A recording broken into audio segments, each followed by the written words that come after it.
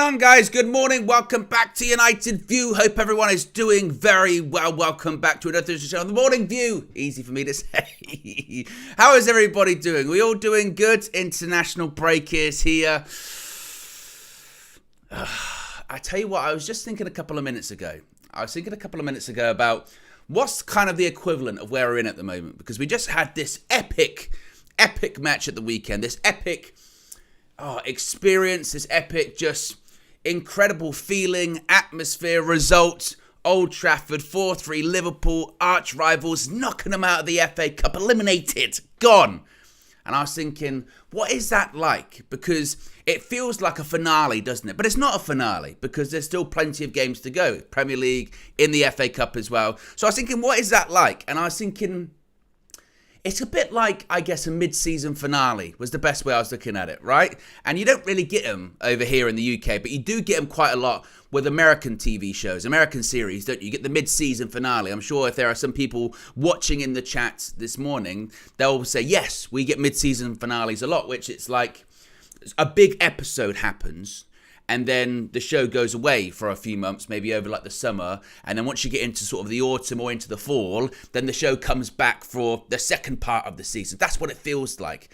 And that's what this past weekend felt like, didn't it? A big moment, a big sort of, wow, that was incredible. You come out of it, you go, I want more of that. And they go, you can't have more of that, not for 2 more weeks, because the international break's here. Boo. Yes, booze in the chat, indeed. But nevertheless, despite it being an international break, there is still plenty of stuff to get into this morning. We're going to be talking a little bit about Jadon Sancho as more reports come out about him being desperate to stay at Borussia Dortmund and securing a permanent move there. But the problem is all about the money, those finances. We've got to figure out those finances. We'll be chatting about that.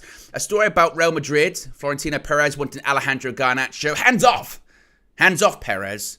Alejandro Garnacho, will be chatting about that. A bit of an update, and I want to just have a discussion, really, about Anthony also this morning. I want to have a discussion about him. He's been talking, after scoring the equaliser at the weekend, he's been talking about how it's his dream to play for Manchester United, and we'll have a chat about his future as well. We'll have a chat about that. So yes, be sure to smash a like on the like button. Be sure to subscribe, bottom right hand corner. I can see people already in the chat this morning. Let's see what people are saying. Jan says, Fleck was cooking all over YouTube yesterday. Oh yes, indeed he was. And everyone seemed to really enjoy Fleck's view yesterday with the, actually, I know we kind of spoke about it in the morning view yesterday, but it's worth saying because it was all over social media. It was on our Twitter page, our Instagram page. It was at the beginning. It was the open of Flex's view yesterday. That edit from Just Josh Media, graphics guru, visual ninja. He is the best in the game. Call him Triple H because he is the game. Okay, that's what he is. My goodness me. I watched it. I've probably watched that like 10 million times. It is, honestly, it was that good. I got goosebumps. Particularly in the moments where Flex goes, move, and then you get a Scott McTominay knee slide. Oh, Josh, you've outdone yourself. And then you get Ahmad and the handshake of Jurgen Klopp. Oh, terrific. Goosebumps. I feel like The Rock. The Rock at the moment, he keeps doing this. Every time he comes out on like SmackDown, he keeps holding his hand up, his arm up going, goosebumps. And he starts hitting his arm, he goes,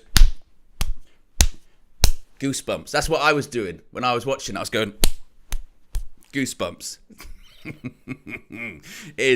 Again, go watch it if you haven't. It is terrific. Absolutely. There he is. No. He's up. He's awake. Seriously, says, hold that, your sausage. Yes, I enjoyed that yesterday too. On DR, Flex got his revenge on AGT. Because AGT, for some reason, he always calls people a sausage. So Flex did the only thing you can do. And that's give him a plate of sausages. One by one. Hold that. You know, and AGT probably reacted the way that AGT does, which is just, we don't really care about it. We're just focusing on, I got a wedding to go to that day, so it's not really. We don't really care, you sausage. That's what he said. One impression I can do, an AGT one. It's not going to get me very far in life, but that's the one I can do. I can do the AGT. I can't do the flex, but I can do the AGT, yes. So if you haven't already, click the like button. Be sure to subscribe, bottom right-hand corner, and strap in for a monumental 2 weeks of content across the international break. Everyone's favourite period of time. I hate international breaks. I don't mind it when it gets to the summer and the Euros. I'm very much looking excited. I'm very much excited. I'm looking excited. Tell my face. I'm very much excited for the Euros, but international break, I don't care. Amanor with a super chat already. Stefan Jenks, you do your best. Amanor says, I fear we may get smashed on April 7th at Old Trafford. Don't even think there. Don't even think that far ahead, Amanor. Still basking it. You've got several weeks, so don't even think about it. Don't even let it infiltrate your mind. Yes. Let's talk about Jadon Sancho this morning. Let's talk about Jadon Sancho and his desire to stay at Borussia Dortmund. So this came from Sky Sports in Germany yesterday. It came from Florian Plettenberg, or as Flex would call him, Florentine Plettenberg, and Patrick Berger, not the football player. And it said that Jadon Sancho can really imagine. He's really imagining staying at Borussia Dortmund for the long term. The biggest sticking point will be his salary. Yes, because he's on that massive, was it 350k a week, something like that. Borussia Dortmund would be willing to pay Manchester United £30 million for Jadon Sancho. More talks are scheduled in the next weeks. Now, what say you about £30 million for Jadon Sancho? Would you take it? Yes or no in the chat. My initial reaction, my gut feeling, and you never know, don't always trust your gut, but most of the time, my gut feeling was £30 million. It's a bit light. That's a bit light. Now, in terms of what we paid for him in the first place, what was that, like 80? Is it £80 million? Something around those numbers. Someone can let me know specifically in the chat. But we're not going to get 80 million quid for Jadon Sancho. We're not going to get 70 million quid for Jadon Sancho, unfortunately. 30 is a snip, isn't it? 30 is taking the piss, to be blunt. You'd probably be looking at, what, 40? Go half. Go 40. Maybe with add-ons. Why?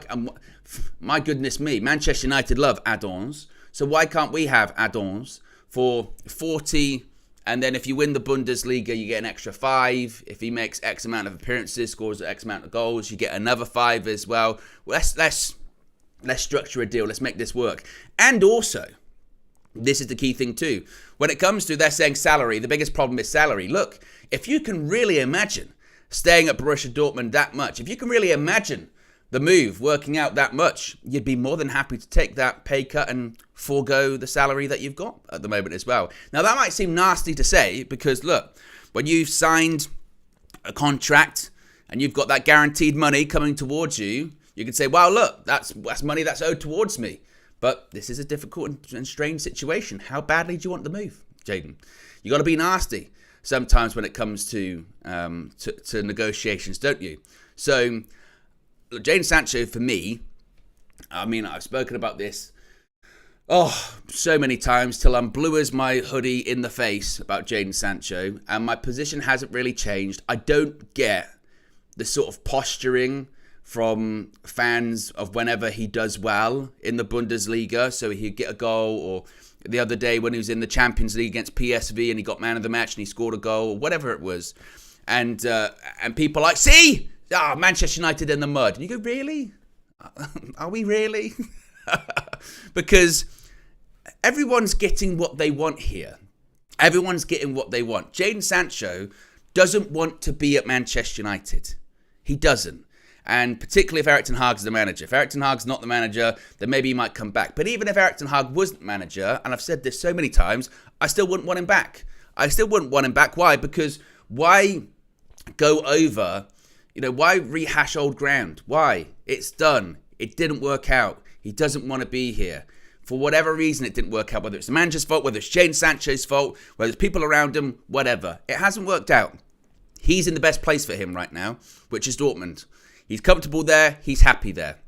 Now it's just a case of, can everyone involved find a deal that works financially? That's what it should be. And what I did look at the weekend, and I know that Sancho was on social media, was it on Instagram? And he did the picture of Marcus Rashford saying, world class, I think it was. And people, this is why it's so weird.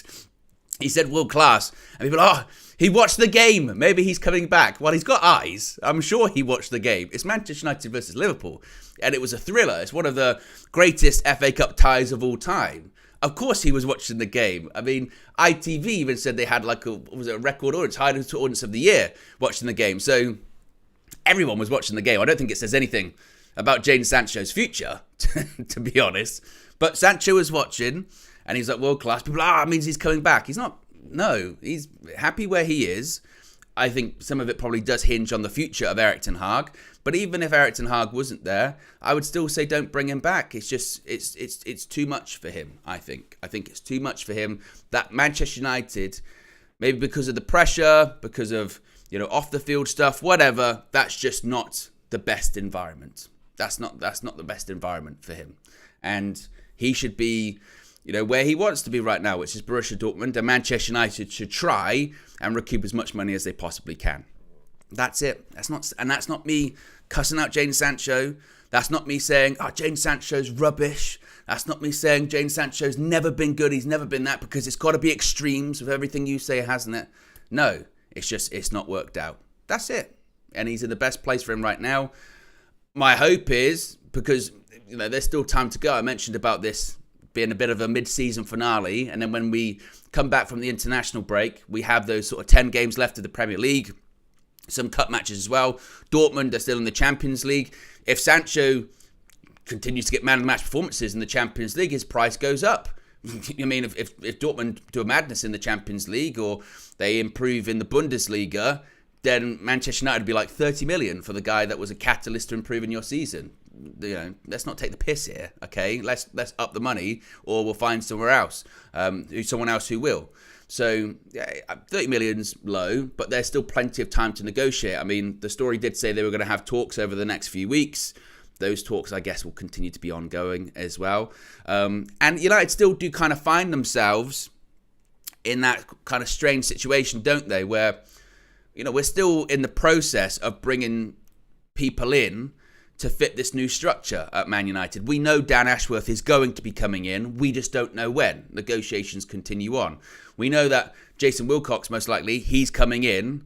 All the reports are suggesting it, but we don't know when, how immediate that's going to be. We know Omar Barada's coming in. We know that's in the summer. So with these issues, like Jadon Sancho, that's why, and I know all of the talk about John Murtough, and he's had a stinker when it comes to his transfer windows at Manchester United.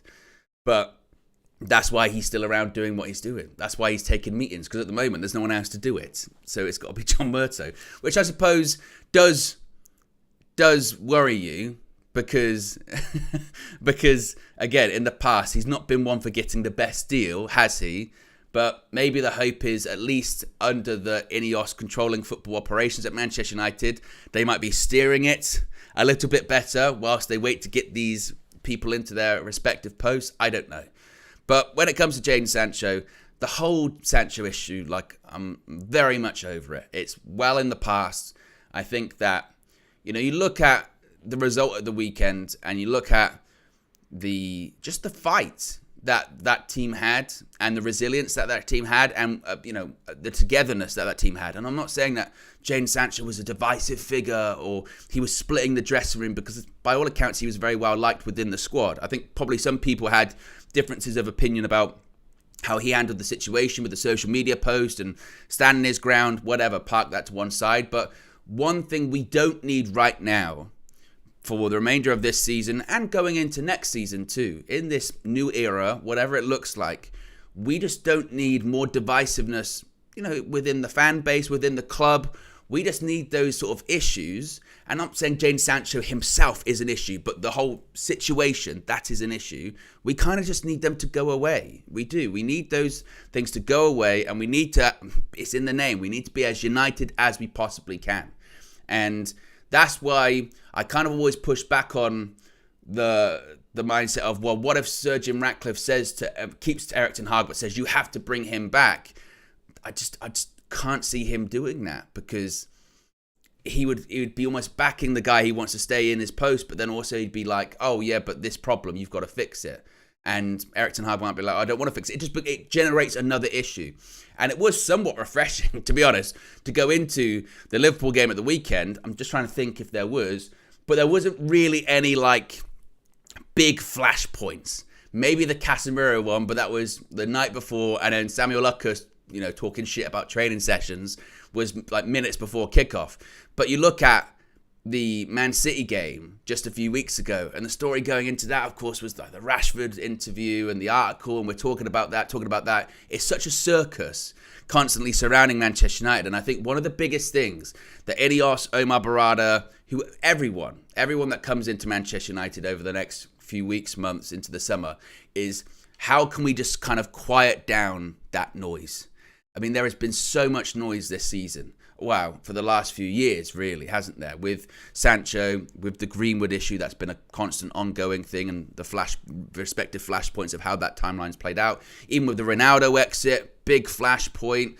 Obviously, with all of this, the purchase of the minority stake in Manchester United, like there's been so much noise surrounding the club, and there always will be. I mean, you can't completely mute it because the club's so big, and you did get the impression, didn't you, with that last-minute Ahmad winner, you could almost hear all of the journalists or people that had negative articles have to put them back into drafts or put them into their bins or just delete. And so that noise you can't always get rid of. But I think one of the challenges that Ineos are going to have is, can we just keep it to a minimum? Can we stop all of this just outside stuff constantly going on? Can we just minimize it as best as we can? And I don't think bringing Jadon Sancho back would be in line with that. I think it would just be stoking some flames once again. They've already got so many decisions that they need to make. If there's an easy one sort of staring them in the face of Sancho, which is he wants to go to Dortmund, it'll be like, right, let's figure out how we can make that happen. 30 million, not so much, but if he continues to perform well, or if he really wants it, if Dortmund really want it, they can figure it out, they can make it work. Football's a funny game in that respect. And when they say 30 million, you can always add stuff onto it. You can always make it a bit higher, I think. So, yes, I would say when it comes to Jadon Sancho, I don't think he comes back. I think he goes in the summer. Whether it's to Dortmund, whether it's somewhere else, I don't know. Jamaican United says, Erik ten Hag needs to go as well. Well, it's interesting, isn't it, with Erik ten Hag too, because that's another thing I don't kind of understand is, if I really wanted the manager out, and I was convinced that this guy isn't the right guy, when we won on Sunday, that wouldn't be my first reaction. That wouldn't be my initial straight away. You'd be happy, euphoric, and straight away, Erik ten Hag still needs to go there. You go, well, just enjoy what we got at the moment. And I think that you do look at the game at the weekend, and I'm not saying like the weekend should change everyone's mind. If you've made your mind upon Erik ten Hag, that's it. You can't. You have to. He has to stay now because of that result of the weekend. There's still plenty of games to go, but I think you would look at the game at the weekend and go, well, at the very least, it's kind of his future was always going to be determined in the summer, but KG kind of brought it up last night, and I do think it's a good point. You mentioned this on the Full View, where he says, like, we got 10 games left in the league. We got an FA Cup semi-final against a team we should beat, and I'm not saying guaranteed that we will, because the FA Cup, it's a crazy competition, but a team we should beat. They're in the Championship. We should beat them, and we should get to the final. You never know what can happen in the final. But for these remaining 10 games in the Premier League, and look what's happened with Villa and Spurs dropping points, and they've got big games coming up. It could get quite tight. And with the opportunity we have to reach another final this season, let's just get behind. Let's just do our very best to get behind the team, get behind the manager, and then what will happen will happen. And then we can make that decision come the end of the season and see how it plays out. And see that, we had this opportunity here. Did we fumble it? If we fumbled it, you go, look, you had it right there. And you couldn't get in the Champions League. You couldn't win a trophy, or you couldn't even get to a final. That would be catastrophic. And then you would have real legitimate questions saying, it hasn't been a good season, but you had an opportunity to get something out of it and you didn't. Why is that? But at the moment, it just feels like now's not the time for that. Now's not the time for that divisiveness. Now's not the time to be, but this manager needs to go. We know players are going to go in the summer, a lot of them, and they do need to go in the summer. But it's almost not the time for it right now, isn't it? I think, like, particularly with some momentum that we do have now, with players coming back, let's just get behind the team. I mean, look, and it's not changing my opinion from before. My prediction was I didn't think Ten Hag was going to be in the dugout because I couldn't see him getting results between now and the end of the season. Well, I didn't see him necessarily totally getting that result at the weekend. I believed and I hoped, because it's FA Cup, it's Old Trafford, it's Manchester United, and look what happened. And with the Premier League, I didn't see us getting top four, and I thought it was only going to be fourth spot. It was going to be as low as to get the Champions League. An extra spot has opened up, and some of the teams are starting to wobble now, and they've got to take advantage of that. So, again, I think that now's the time to be united. It really, really is. And I am interested to see what this narrative is going to be in this international break, because there's always one, isn't there? I mean, earlier on the season, ironically enough, we're talking about Sancho. Earlier on the season, it was Jadon Sancho. For 2 weeks, we spoke about Jadon Sancho and the fallout. During another one, I think we spoke about Marcus Rashford. I'm fascinated to see what the narrative is going to be from the media throughout this international break. And they'll find one. They will, because they always do. And my kind of feeling is it maybe might be they go in on Erik ten Hag and training, because that's what Samuel Luckers tried before the game. Remember that. Casemiro's out. Dressing room sources say it's because they're training too hard. Well, they've got one game a week and they're training too hard. You know, you've got Jurgen Klopp complaining about fixture pile-up or whatever. I'm sure at every other club, they're training hard as well at the moment. Injuries do happen. Look at the medical department as well. So, yeah, I think now is the time, as I mentioned, to be united, get behind the team, get behind the manager, and then come the end of the season, you know, we'll see what happens, because we've got an opportunity to get out of this season what just a few weeks ago seemed pretty impossible, didn't it?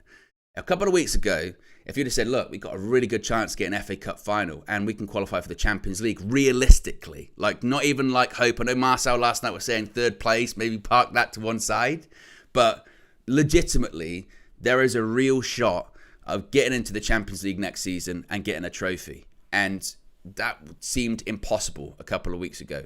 But just as quickly as things can change positively, they can also change negatively as well. A couple more. There's a member chat here from Matafala. He's been a member for 5 months. Says, but we've seen all season. We have a good game or two, then back to normality of inconsistency. What's changed now? Liverpool game, goalpost moving. But this is the interesting point with that, Matafala. So you say, what's changed now? What's changed now is beating a really good team in really good form at home via a comeback. Yeah, you're right. We have done and we did that against Aston Villa earlier on this season, but not to the scale of Liverpool, and not the kind of emotion that went into that. And players have come back. You know, Martinez will be back after the international break. Mason Mount's back. I'm not saying that Mason Mount's the saviour or what have you, but players are coming back if they can keep them fit. Then it's 10 games. As I mentioned, it's 10 games to go. I think that, as I mentioned, we can't get too bogged down on the past. You acknowledge it and you base your opinions on what you've seen in the past and the facts that you've seen in the past. But I think in the same way you can't can't get too focused on just one game. I don't think you can overlook it as well. I think it's naive just to completely overlook that game. That doesn't mean anything. Well, it does. That game does mean something, and it's just a case of what can it mean to these players? Can they do enough for the remainder of the season? I mean, we won't win every game for the rest of the season. Of course we won't.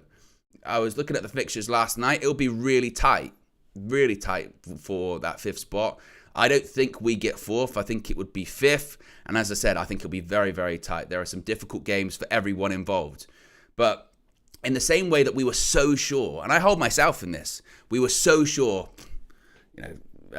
Spurs aren't going to lose to Fulham at the weekend. That's not going to happen. Aston Villa, they're not going to lose to West Ham. They did. So why? And that was based off what we had seen this season as well. We based that off, what we've seen this season, that they'll win those games. They're not going to slip up. They did. If we based the game against Liverpool at the weekend off what we'd seen this season, we'd have lost that game. We definitely wouldn't have scored 4 goals. We'd have lost 5-0. But look at all of the predictions. Look, and that's when we've got to be careful about listening to all of these opposition fans and the pundits telling us you're going to lose 4-0, 5-0, this, that, the other. Didn't happen. So that's obviously you base your opinions off what you've seen, but don't get too carried away with it as well. Football changes, football evolves. And sometimes with seasons too, it's not about how you start or in the middle, it's how you finish. It's the league table at the end of the season. It's who lifts up the trophy at the end of the season. You can have a terrible season and perform terribly for the majority of it. But if at the end of it, you're in the spots to get into the Champions League or you're lifting a trophy, you win a title, that's all people will remember. They won't remember, remember that middle part of the season where you were rubbish? They go, excuse me, what happened that season? You know, Arsenal, they talk about how great they were last season. What did they win? People don't remember that. People remember who won the trophies. People who remember who finished in certain spots. That's what it is. So I think that can't get too carried away, but at the same time, I don't think we should be too bogged down on the past as well, in my opinion. We got nearly 1,000 people watching, by the way, guys. We're at 163 likes. So if you haven't already, click the like button. Be sure to subscribe, bottom right-hand corner. A reminder, coming up later today, Flex and KG show. Yes, 6 p.m. It's going to be an interesting one, isn't it? KG, as you saw yesterday, still very much basking in the glow of the win at the weekend. Same as Flex too. Be interesting to see what they have to say about a lot of things. I think KG and Flex still, there's a lot they want to get off their chest when it comes to that game, when it comes to some of the criticisms of them. And KG took a lot of abuse. I mean, I was here. I was here with him in the chat, and there was a lot of this is toxic positivity, you're deluded. KG even said, hello, delusion talking. And sometimes delusion is right. What do they say about broken clocks, eh? So time will tell. But yes, 6 p.m. That's going to be here on the channel as well. Where we are going to next, Alejandro Garnacho. Well, this story, I don't think there's really anything in it, but I do want to talk about Garnacho anyway. So reports from Spain were suggesting that Florentino Perez wants to meet Alejandro Garnacho when he travels to Manchester on April 17th. He wants to sign the winger for Real Madrid and hopes to convince him. Now, I don't even know if that would count as tapping up a player, would it not? If Florentino Perez, I want to meet Garnacho and tell him to sign for Real Madrid. It's not going to happen. Garnacho signed a new contract not that long ago. But I do want to have a wider conversation about Garnacho because you look, hearing the stories about, he only trained, according to his brother, who's very active on social media, isn't he? But he only trained like 2 days a week. Last week, he's got a hamstring problem, and he played 120 minutes. He didn't stop running. And obviously, as much as Ahmad will be in the headlines for the goal, as he should be, you know, he won the ball back, and a couple of times he won the ball back when he came on, and he was terrific. When you get the winner, your name deserves to be in the headlines. But that part of the goal is Alejandro Garnacho picking up the ball after Ahmad wins it back, and traveling the pitch, running the pitch, with 120 minutes already in his legs, with a hamstring problem. And then on top of that, to play the right pass. Now, it must be stressed, Ahmad had a lot to do. It's not as if like Garnacho put it perfectly on a plate for him. Ahmad still has a lot to do there, and the finish is absolutely fantastic. But what you did see from Garnacho is just intensity. 120 minutes over and over again. Every time he picked up the ball, going at the fullback, winning free kicks, winning throw-ins. And I've mentioned this a lot this season because I have seen it quite a bit. And maybe it kind of, the flames were fanned a little bit with Flex and Tobes when Flex said, oh, Garnacho's world class, and no, he's not, he's rubbish. But I do see this kind of insistence on playing down his ability. I'm playing down, he's not that good. No, he's not. He's not that good. He's just a bit quick. That's it. He's not that good. And you look at him, you go, wait a minute. Alejandro Garnacho, how old is he still? 19? Let me double check this here. I mean, I think he's 19, isn't he? Garnacho, 19. He's 19. He's not still technically a teenager, okay? He's playing for Manchester United on a weekly basis. Last season was his breakthrough season. At the beginning of the season, you know, whatever with the pre-season tour, or the season before that, he was still in the youth team. He was playing in the Youth Cup final. It was only around, October, November time, he started to really sort of break through. Scored the goal against Fulham at Craven Cottage last season to win it. And He was scoring goals, remember, in the Europa League against Sociedad away from home as well. So he was starting to kind of get into the team, but he wasn't a first-team starter at that point. He was in and out of the side because he had players ahead of him. He had, in that position, Marcus Rashford ahead of him. He wasn't even being considered for the right-hand side at that point. He had Jadon Sancho ahead of him as well on the left-hand side last season too. Even when Sancho came back from his hiatus. So last season, he's a kid. He's not even playing every game. He was an impact player coming off the bench. He was quick, so he's running at people for the last 10, 15 minutes, and he was scoring important goals. This season, I think it was going to be more, really, if things had gone to plan, it was probably going to be more of the same, really, wasn't it? We got these senior players in front of you, but you'll start more games than you did last season, but you'll still be coming off the bench, you'll still be running up people, that's what you'll be doing. You'll still be doing that. And because of injuries, because of absences, because of people just not working out, like an Anthony, he's found himself playing more games than I think they had anticipated in different positions too. Maybe he's playing that at right wing. He's not even playing in his preferred position of left wing. He said it during one of those Twitch streams, didn't he? Where do you prefer to play? On the pitch. I just want to play. That's all I care about. And in a side that's had so many people dropping out, he's, along with Bruno Fernandes, he's been consistently available this season. Does he always have the best game? No, because he's not always going to have the best game because he's still a kid playing for Manchester United. But there have been games where he's been heavily involved in winning a set. I go back to that Villa game at Old Trafford on Boxing Day. He was catalyst that day. What did he get? 2 goals? And that was in a side that was really struggling at the time. Look at his performance at the weekend. He just ran. He put everything in. And for such a young person, he's someone that Erik ten Hag can trust. And Erik ten Hag can trust for him to deliver and put everything into the performances.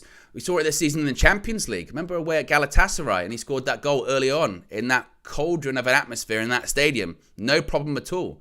So I do think people put down his ability, actually. And maybe it's because they want to keep expectations on the floor and they don't want to get too overhyped, too gassed, possibly.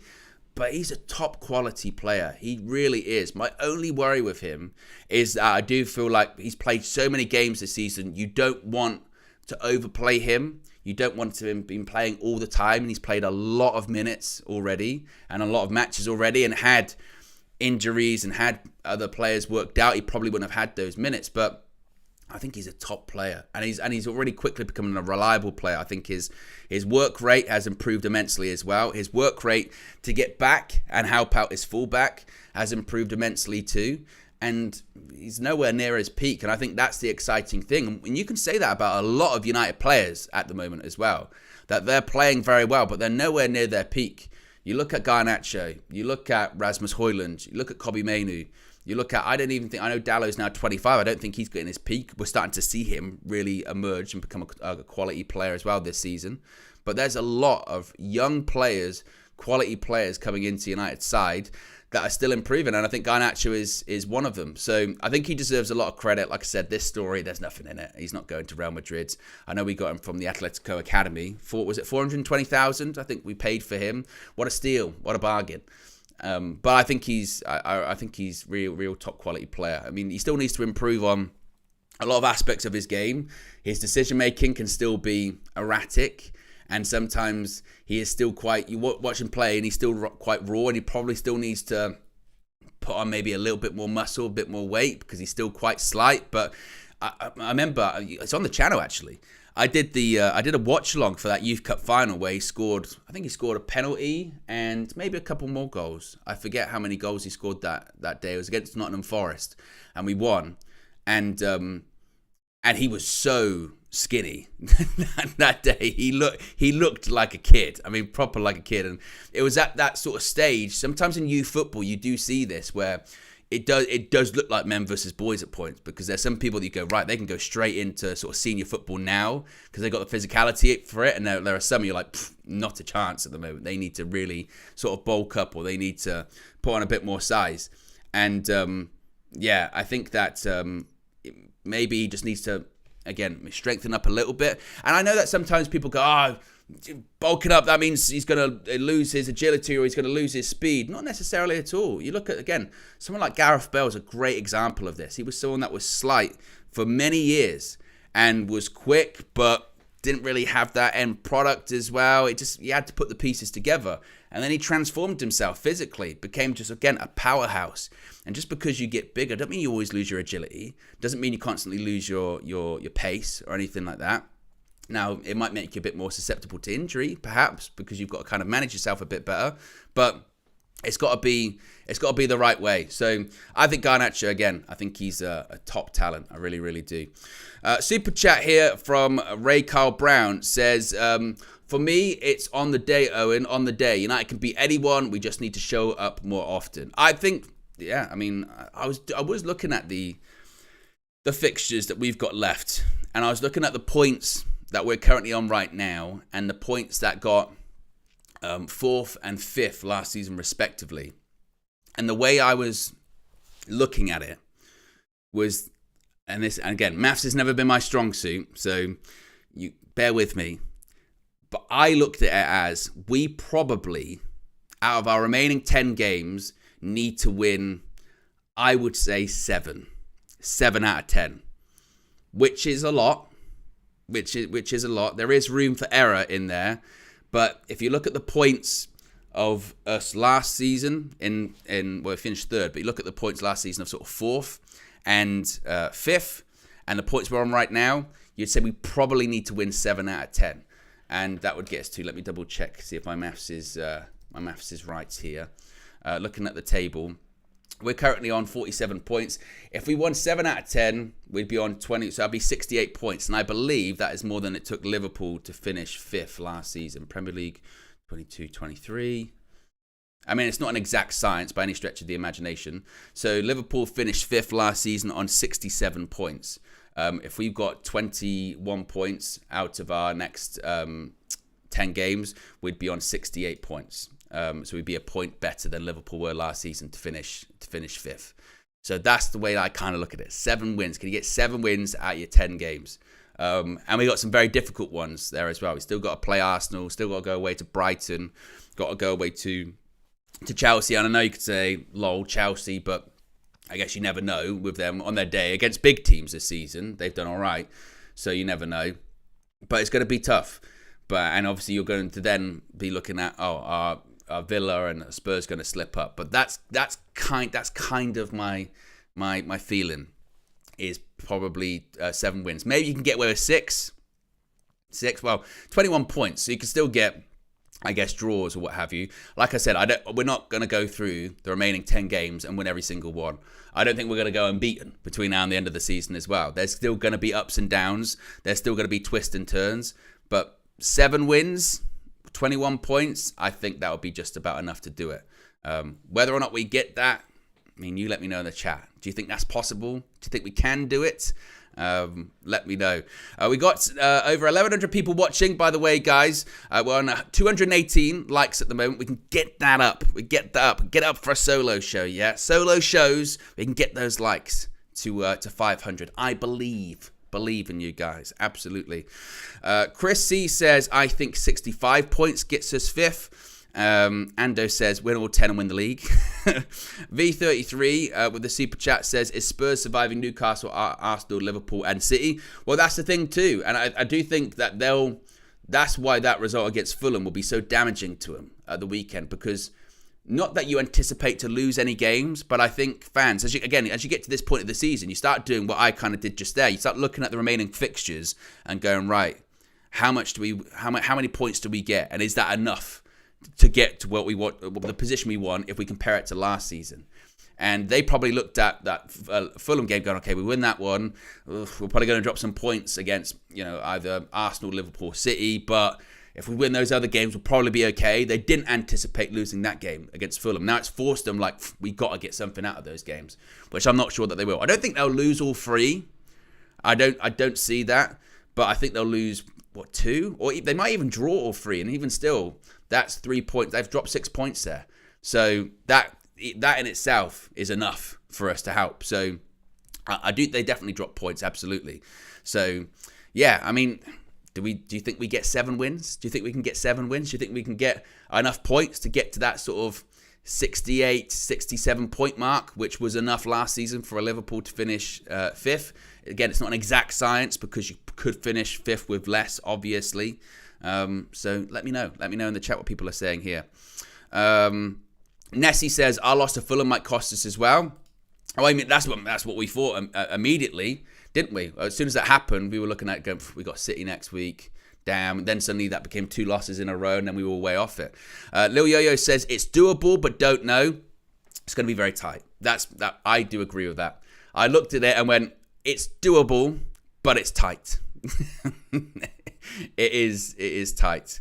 Alec J says, it's not in our hands. That is a strange one. Obviously, technically, yes. Technically, it's not in our hands because we are relying on Villa and Spurs to drop points. But it kind of is in our hands, I think, because they will drop points. There is no way that Spurs, when you see their fixtures, that they don't drop significant. And at this stage of the season, dropping 6 points, 9 points is a significant number of points. There's no way they don't drop points. Same with Aston Villa as well. They will drop points. They've started to shake a little bit. So it is in our hands in the sense of if we just do our job. If we just do our job, then I think we'll get it.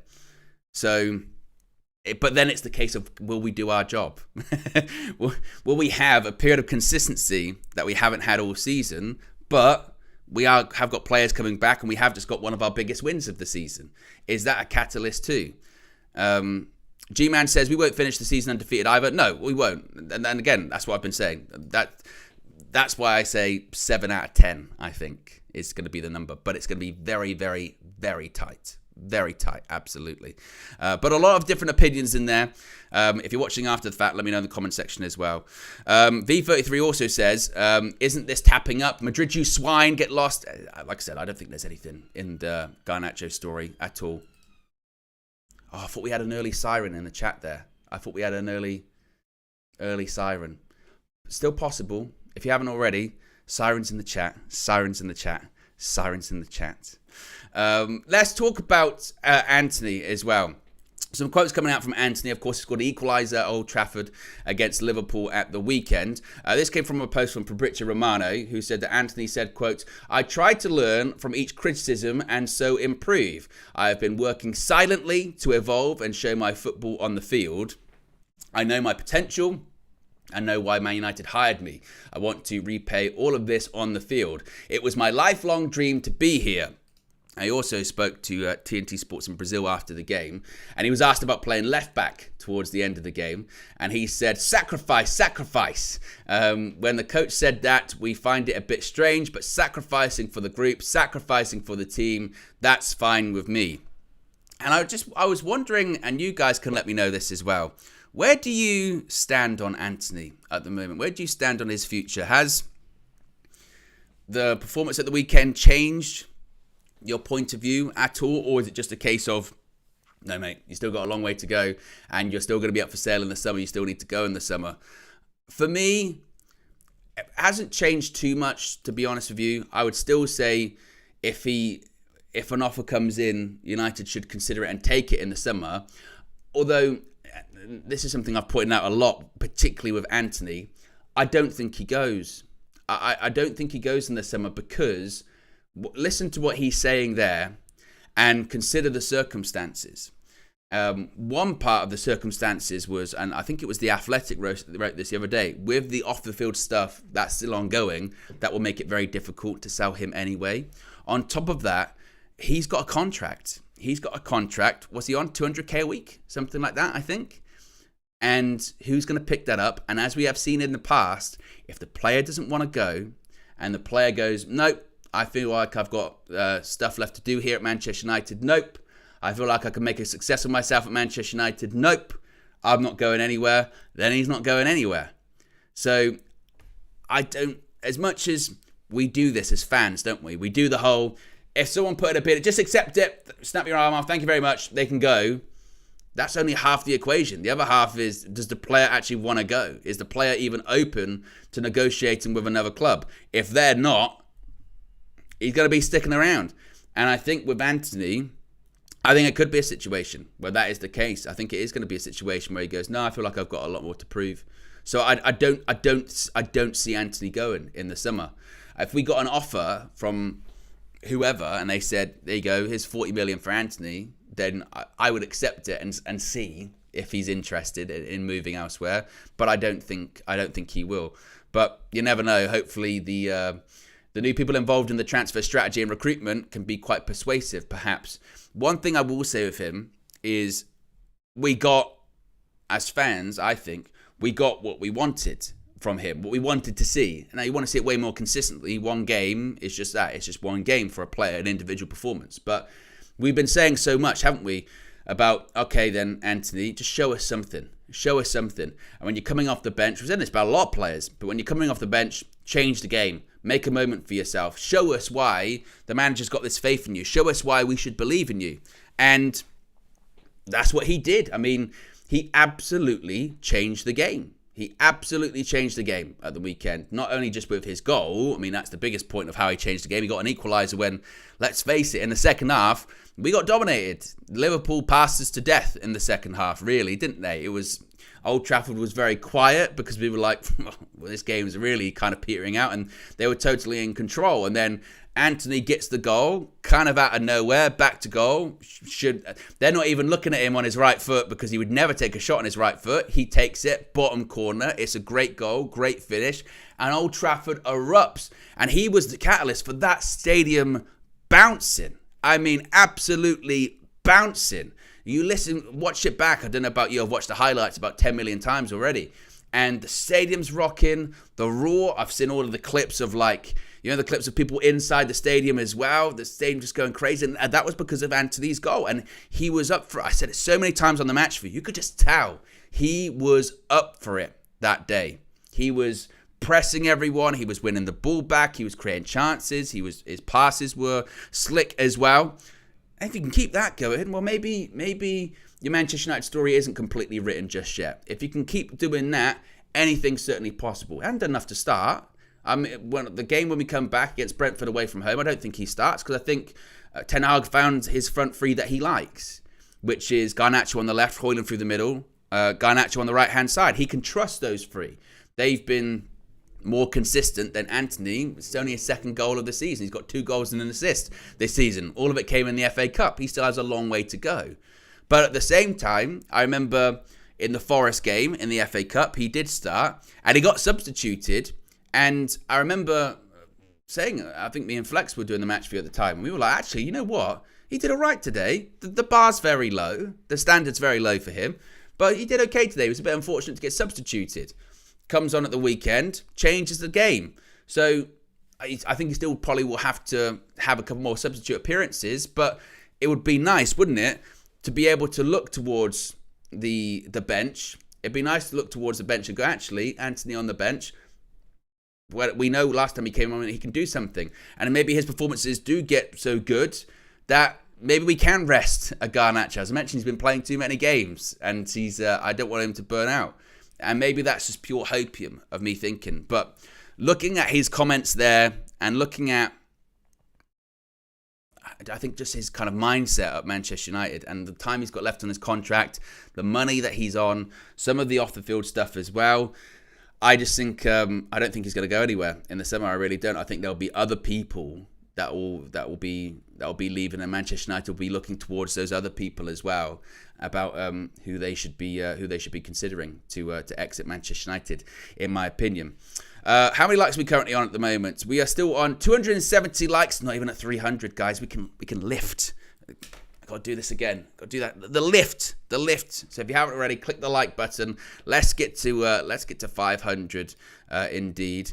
I have just seen some people talking about some Sir Jim Ratcliffe quotes as well. Let me see if I can have a look at these. See if they're anything of substance, anything of standards. Because of course, when Jim Ratcliffe talks, you tend to listen as well, particularly about Manchester United. He is a minority owner after all. So this was, who is this with? It's with the Geraint Thomas Cycling Club. We do know he's involved in cycling as well. He's got quite a lot of quotes here. Let's see if I can read through the interesting ones here. God, there is a lot in there. Look, I'm scrolling down. There you go. Oh, he's on a podcast. That's what he's on. Right, it's the Geraint Thomas Cycling Club podcast. So let's have a look at what he says. You have to believe with Manchester United. Oh, big up to Red Devils Down Under as well. Down Under. It's gifted five UV memberships. Five. Big up to Red Devils Down Under. Appreciate the support. And welcome to Cedric, to Ray, to Manish, to Roger, and to Usman, the latest members of the UV Members Club as well. Big up to you and welcome indeed. If you wish to join the UV Members Club, you can do so. Links to the video description. It's also the pinned comment in the live chat as well.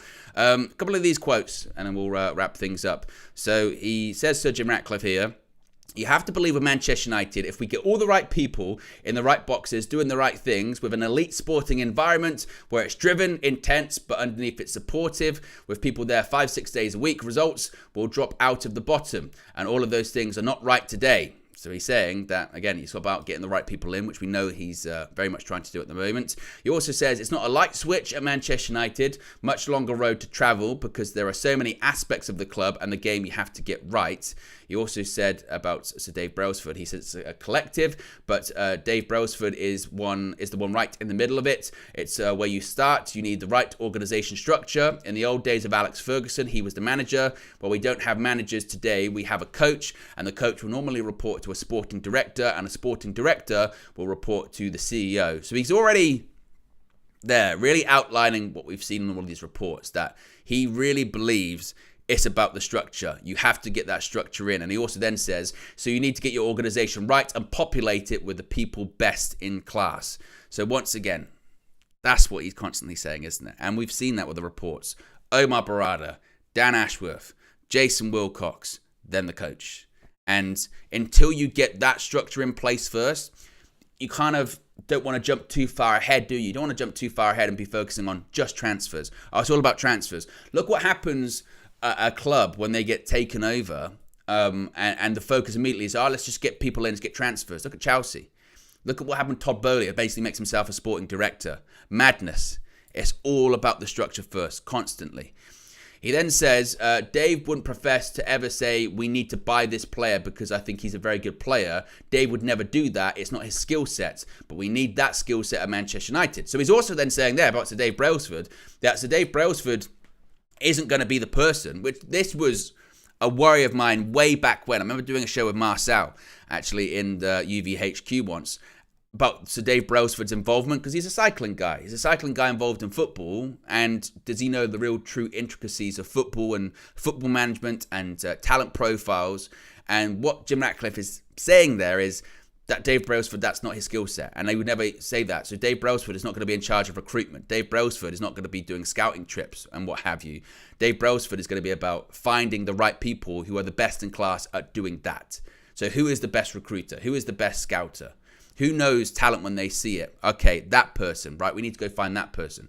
And Dave Brailsford reportedly was one of those people that really kind of went to Omar Barada and had those conversations with Barada first and then said, right, Sir Jim, I think you need to meet this guy from Man City. And then Sir Jim said, right, let's meet him all together with the Glazers as well. So Jim Ratcliffe also said, we talk on a daily basis. There's a group of us involved in Manchester United, but the two most focused on it is Dave and myself. We've now got Omar, of course, who's on gardening leave at the moment, but he's become a big part of the trio when he settles in. I have to be very careful with what you say there. Sir Jim, he's not technically allowed to be working at the moment, of course. Jim Ratcliffe also says, it's not where our focus is. Talks about buying Jude Bellingham. The solution isn't spending a lot of money on a couple of great players. They've done that over the last 10 years. The first thing we need to do is get the right people in the right boxes who are managing and organising the club and make sure we get recruitment right. It's such a vital part of running a club today. And that is what I want to hear. That's what I want to hear. For the last 10 years, he's exactly right. That's exactly what we've done for a decade. Let's throw a load of money at it. Not anything else. Not stadium, not training ground, not infrastructure, not anything. Players. Let's get players through the door. Let's spend 100 million. Paul Pogba, bring him in. Angel Di Maria, bring him in. Radamel Falcao, bring him in. He's a big name. Bastian Schweinsteiger, bring him in. He's a big name. Get them all in.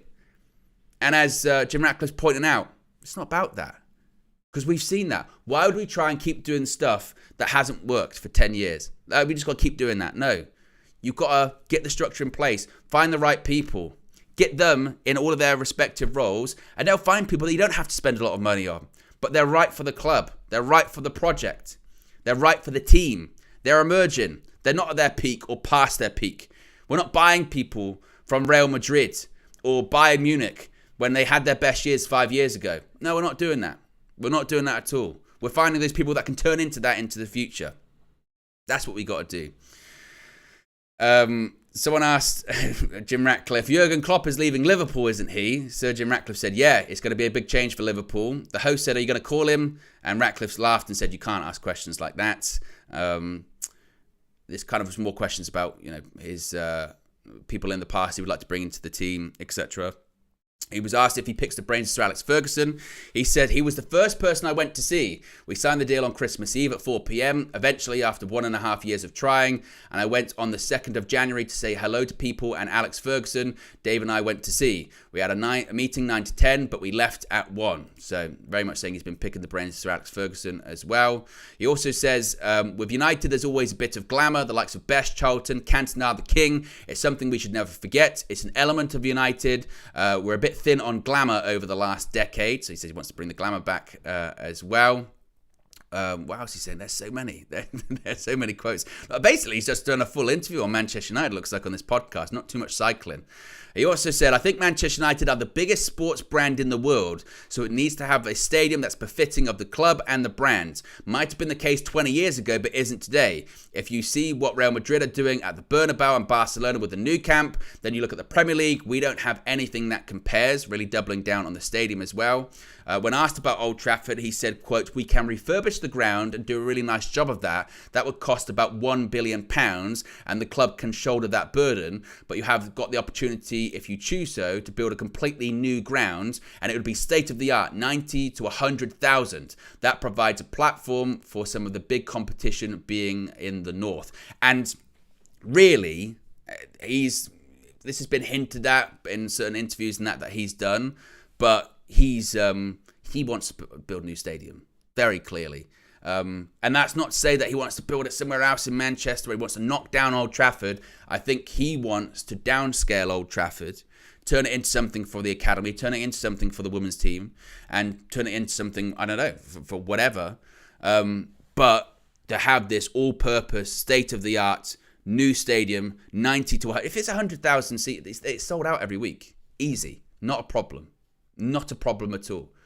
And I know people get so attached to history and so attached to tradition, but it does change over time.